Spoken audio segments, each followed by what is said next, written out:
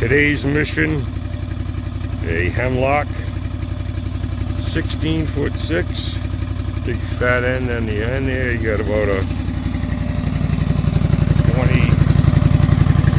20 plus inches there and 14 and a half on the other side. Let's see what we can get. That is cut number one. Let's flip it. Definitely got to put the hose to this baby. It's a little dirty. Okay, hose time.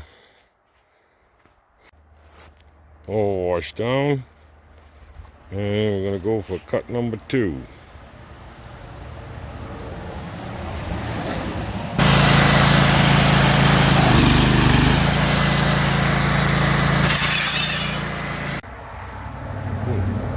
Cut number three.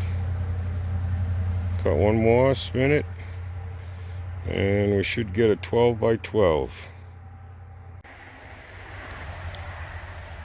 Cut 4 and 5. Now we're down to a 12 by 12.